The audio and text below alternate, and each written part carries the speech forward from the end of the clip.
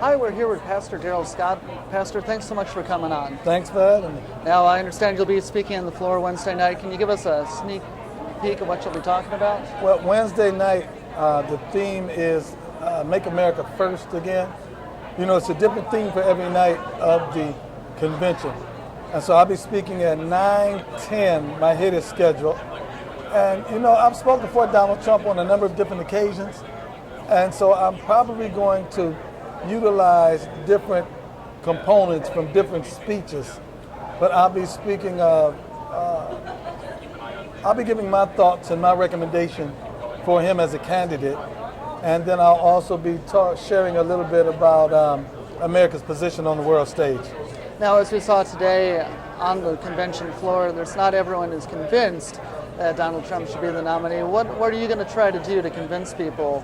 Well, I hope after I'm finished talking, there will be more people convinced of Donald Trump's qualifications for president. I mean, I had to speak at a Republican event, and they were there to decide whether or not to endorse. So they asked me to come and speak, and once I finished speaking, they unanimously endorsed him. So I'm hoping to have the same type of success on Wednesday night. Why do you think they haven't united behind Donald Trump entirely? Why is that? Most people's perception of Donald Trump is based upon how the media decides to portray him.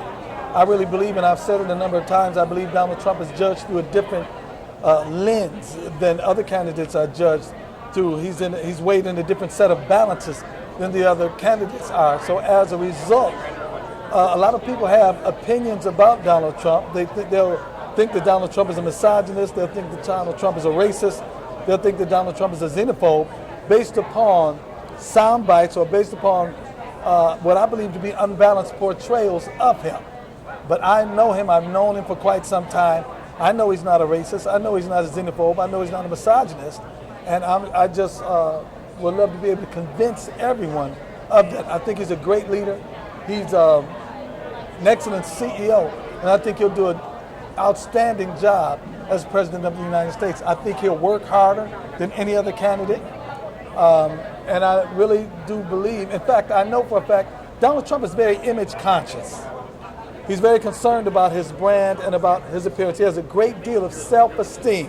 Some might call it pride, I call it self-esteem. The last thing he wants to be is a failure as a president. Knowing Donald Trump the way I do, he wants to be the absolutely very best president America has ever had. And he's going to try his best to do that. Do you think that the Republican Party can unite behind Donald Trump by Election Day? Yes. You know, I really believe a lot of the Republican Party, after this convention is over, they will know him in a way that they haven't known him in the past. He's probably one of, in my opinion, the most hospitable, friendly, engaging, charming, gracious people I've ever met in my life. Do you feel that's it, that some of these people who might be on the fence or against him, they just don't know enough about Donald Trump yet? They don't know enough about him, and there's a lot of sour grapes involved. I mean, here you had a guy out of a field of 17, he's number 17, and he went up the ladder to number 1. And there's a lot of sour grapes involved, and you know, the public doesn't understand that in politics, rocks are thrown, arrows are shot, knives are brandished, but once that contest is over, these two antagonists can become friends. You saw it with Ben Carson, Chris Christie. They understand politics, that whatever we're saying in this political arena, it's not personal. And you know, a number of supporters, however, do take it personal.